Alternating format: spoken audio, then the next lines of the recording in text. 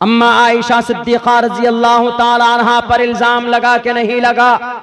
कौन नहीं जानता है वाक़या इफ्क को।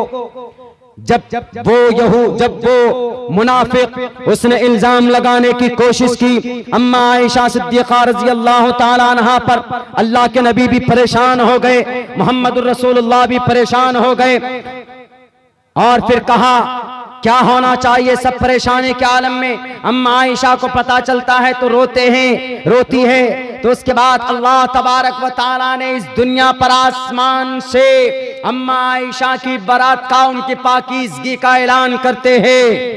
और याद रखो आरएसएस वालों, मर्यादा पुरुषोत्तम राम रामाय नमः, वो आएगा परमात्मा तुम्हारा नेस्त नाबूद करेगा, तुम्हारा सफाया करेगा इंशाअल्लाह। ये तो कुछ नहीं।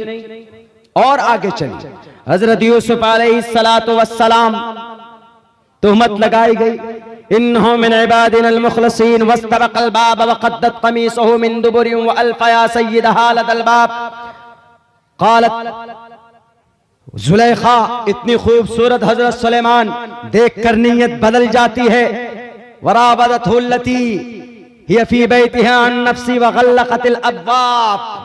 क़ालत हैत लक, ए यूसुफ आओ, मेरा हुस्न तुम्हारे लिए, मैं तुम्हारे लिए हूं। तुमको जो मन में आए, डू व्हाट यू वांट, जो चाहते हो करो, मैं तुम्हारे लिए हूं। कालत है तलक का तर्जमा, मेरी इज्जत सर से पैर तक मेरा हुस्न तुम्हारे लिए है, जो करना है करो। लेकिन जब हजरत यूसुफ अलैहिस्सलाम ईमानदार, एक नबी की शख्सियत, नबी बनने वाले, मासूम भोलेपन, सीधे सादे इंसान, उन्होंने जब बचना शुरू किया, जब वो भाग रहे थे तो दरवाजे पर जुलेखा, उनके गार्जियन ने उनको देखा और फौरन वहां पर इल्जाम डाल दिया कि देखिए ये यूसुफ है, ये हमारी इज्जत पर हाथ डाल रहा है, आप अब क्या करेंगे इनके साथ। तो वहां पर अल्लाह तबारक व तआला ने वो शहीद शाहिद मिन अहलिहा, कहा जाता है कि एक छोटे बच्चे के जरिए से अल्लाह तबारक व तआला ने हजरत यूसुफ की मदद की और कहा कि नहीं, झूठ बोलती है वो। देखो कुर्ते को, अगर कुर्ता आगे से फटा हो तो जुलेखा सच्ची, अगर कुर्ता पीछे से फटा हो तो हजरत यूसुफ अलैहिस्सलाम सच्चे। जब देखा गया तो कुर्ता पीछे से फटा हुआ था, तब भी नहीं माने गए, जेल में डाल दिया जाता है। जेल में चले गए यूसुफ अलैहिस्सलातु वस्सलाम। वहां जाने के बाद कुछ दिनों के बाद निकले तो नबी के साथ साथ में वजीर आला बने। कहां के? मिस्र के वजीर आला बने। लेकिन अल्लाह तबारक व तआला ने उनके इस इल्जाम को कैसे खत्म किया? आज भी तुम इल्जाम लगा रहे हो इस्लाम पर, कुरान पर, नबी की जात पर, इंशाअल्लाह तबारक व तआला तुम नहीं टिकोगे। क्यों? क्योंकि तुम्हारे पास कोई तर्क नहीं है। संविधान के भी खिलाफ हो तुम, मानवता के खिलाफ भी हो तुम, और इंसानियत के भी खिलाफ हो तुम। अम्मा आयशा सिद्दीक़ा रज़ी अल्लाह ताला अन्हा पर इल्जाम लगा के नहीं लगा। कौन नहीं जानता है वाक़या इफ्क को। जब वो मुनाफिक उसने इल्जाम लगाने की कोशिश की अम्मा आयशा सिद्दीक़ा रज़ी अल्लाह ताला अन्हा पर, अल्लाह के नबी भी परेशान हो गए, मोहम्मदुर रसूलुल्लाह भी परेशान हो गए। और फिर कहा क्या होना चाहिए सब परेशानी के आलम में। अम्मा आयशा को पता चलता है तो रोती है। तो उसके बाद अल्लाह तबारक व तआला ने इस दुनिया पर आसमान से अम्मा आयशा की बारात का, उनकी पाकीज़गी का ऐलान करते हैं। और याद रखो आरएसएस वालों, याद रखो कर्नाटका के शराबी नौजवानों, आप बहक गए हो। आप जितने भी इल्जामात लगाओ, आप जितने भी एतराज़ात करो, हमें कभी उम्मीद है कि अल्लाह तबारक व तआला आपको समझ देगा और आपके जहनों से, दिलो दिमाग से इन तमाम गलत फहमियों का इज़ाला करेगा इंशाअल्लाह तबारक व तआला।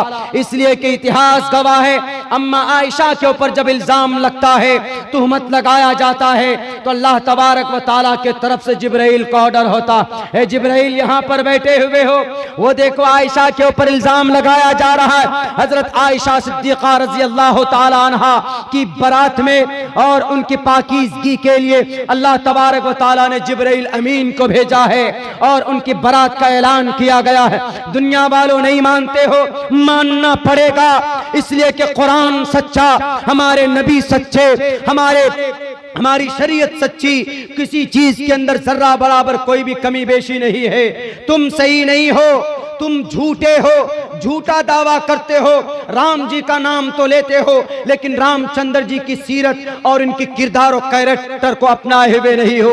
हम मुसलमान अल्हम्दुलिल्लाह, कुरान में अल्लाह तबारक व तआला ने कहा कि तुम अपने नबी को आखिरी नबी मानो। आज कोई भी मुसलमान ऐसा नहीं होगा, जो मुसलमान होगा सच्चा मुसलमान तो वह नबी को आखिरी नबी मानेगा, क्योंकि यह कुरान का ऑर्डर है। मा काना मुहम्मदुन अबा अहदिन मिन रिजालिकुम वलाकिन रसूलुल्लाह व खातमन नबिय्यीन। हम अमल करते हैं, तुम अमल नहीं करते, इसलिए कि तुम्हारे कुरान के अंदर अंतिम महर्षि का जो जिक्र है, उन अंतिम महर्षि के ऊपर जो श्लोक मौजूद हैं तुम उनको नहीं मानते हो। लिंकिछदी शिखाहिना सिमशरुधारी सदूषका उच्चलापि सर्वभक्षी भविष्यति जनुमम अस्मल्लाम इल्ले मित्रा वरुणा दिव्यानि धत्तः इल्लल्ले वरुणो मित्रस्तेजस कामया होतार भिंदरो अल्लबूक मैककम अदल्लबूक निखादकम। तुम नहीं मानते हो, इन मंत्रों के अंदर, इन श्लोक के अंदर तुम्हारे अंतिम महर्षि का जिक्र है, क्यों नहीं मानते हो? हमारा जुर्म क्या है? हम नबी के पैगाम को लेकर आगे बढ़ते हैं। हमारे नबी ने कहा साफ लफ्जों में, नबी की जुबानी अल्लाह तबारक व तआला ने कहलवाया कि ये नबी जो शरीयत लेकर जा रहे हैं ये आखिरी फाइनल शरीयत है, इसमें कोई कमी बेशी नहीं हो सकती। अल-यौम अकमलतु लकुम दीनकुम व अतममतु अलैकुम निअमती व रज़ीतु लकुम अल-इस्लाम दीना। हम मर जाएंगे लेकिन कुरान को, आखिरी नबी का अकीदा हमारे सीने से जुदा नहीं हो सकता है, क्योंकि कुरान का फरमान है। तुम कैसे धार्मिक हो, तुम कैसे वैदिक हो? तुम्हारे वेद में कहा गया कि जो वैदिक संविधान है वह आखिरी होगा। यज्ञम पर चुचाम्यमम सतततूतो निभोस्ति कवरितम पूर्वियम गतम कस्तद्दि विभारती, कि वो ईश्वर आखिरी संविधान को लाएगा। तुम्हारा अकीदा अपने वेदों में तो है ही नहीं, तुम्हारा अकीदा तो है ही नहीं। फर्क यही है कि तुम्हारी जुबान पर अल्फाज है, तुम्हारी जिंदगी में नहीं है। और हम मुसलमान वो हैं जो जुबान के साथ साथ हमारी जिंदगी के अंदर भी अल्लाह के नबी की शरीयत, अल्लाह की शरीयत और अल्लाह के नबी अलैहिस्सलाम का